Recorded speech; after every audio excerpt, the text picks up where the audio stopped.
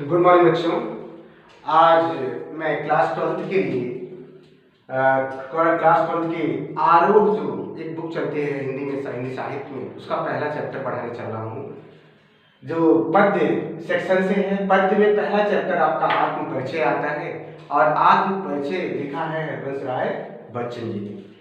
आत्म परिचय में का मतलब ये होता है, जैसे हम कोई भी चैप्टर जब पढ़ते हैं तो उसके शीर्षक को ध्यान से देखते हैं, उसको समझते हैं कि ये शीर्षक क्या है।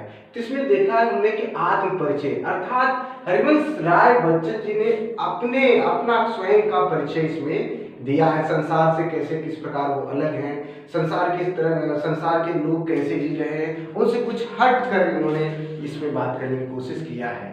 तो देखते हैं पहले थोड़ा सा इनके जीवन के बारे में जान लेते हैं। देखिए, हरवंश राय बच्चन का जन्म 1907 ईस्वी इलाहाबाद या आज का प्रयागराज में हुआ था। उनकी कुछ महत्वपूर्ण रचनाएं हैं, प्रमुख रचनाएं जैसे मधुशाला, मधुबाला, मधुकलश इत्यादि उनकी प्रमुख रचनाएं हैं।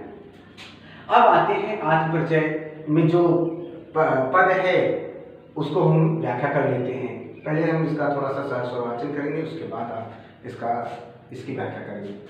मैं जग जीवन का भार लिए फिरता हूँ, फिर भी जीवन में प्यार लिए फिरता हूँ। कर दिया किसी ने झंकृत जिनको छूकर, मैं सांसों के दो तार लिए फिरता हूँ। मैं स्नेह सुरा का पान किया करता हूँ, मैं कभी न जग का ध्यान किया करता हूँ। जग पूछ रहा उनको जो जग की गाते, मैं अपने मन का गान किया करता हूँ। तो इस पंक्ति में देखा है आपने कि लेखक कह रहा है, कवि कह रहा है कि मैं जग जीवन का भार लिए फिरता हूँ। तो इसमें पहली लाइन में कहना चाहते हैं हरवंश राय बच्चन जी की, हे संसार के लोग, मैं अपने इस जीवन को एक बोझ के समान मानता हूँ, और जो इस जीवन में, इस संसार ने मुझे, इस प्रकृति ने दिया है, मैं उतना उस प्रकृति को वापस नहीं कर पाया हूँ। इसीलिए अपने इस जीवन को मैं भार समझ रहा हूँ। इसीलिए कहते हैं मैं जग जीवन का भार लिए फिरता हूँ। इसीलिए कहते हैं कि मैं अपने जीवन रूपी भार को लेकर इस संसार में फिर रहा हूँ, टहल रहा हूँ। लेकिन इतने पर भी फिर भी जीवन में प्यार लिए फिरता हूँ। लेकिन फिर भी कहते हैं कि मेरे जीवन का जो बचा हुआ समय है, मैं इसमें प्यार लेके फिर रहा हूँ। अर्थात जितने भी लोग इस संसार में मिलते हैं, चाहे पशु पक्षी प्राणी कोई भी मिलता है, तो मैं अपने अंदर का जो स्नेह है, प्रेम है, सब में बांटते चल रहा हूँ। कहते हैं कर दिया किसी ने झंकृत जिनको छूकर, मैं सांसों के दो तार लिए फिरता हूँ। कहते हैं कि मेरे हृदय, और मतलब हृदय होता है, मेरे हृदय में जो प्रेम रूपी जो दो तार थे, उनको मेरी प्रेयसी ने आकर छू दिया, झंकृत कर दिया है, मेरे हृदय के अंदर के प्रेम को उजागर कर दिया है।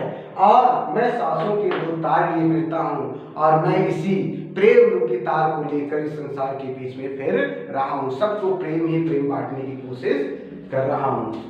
लेकिन और संसार क्या करता है, नीचे कहते हैं मैं स्नेह सुरा का पान किया करता हूँ, मैं कभी न जग का ध्यान किया करता हूँ। कहते हैं हरवंश राय बच्चन जी, मैंने स्नेह अर्थात प्रेम का सुरा का पान किया है, अर्थात प्रेम रूपी जो सुरा होते हैं, मदिरा होती है, उसको मैंने पी लिया है, और मेरे शरीर के अंदर, मेरे मन के अंदर सिर्फ प्रेम ही प्रेम भरा हुआ है।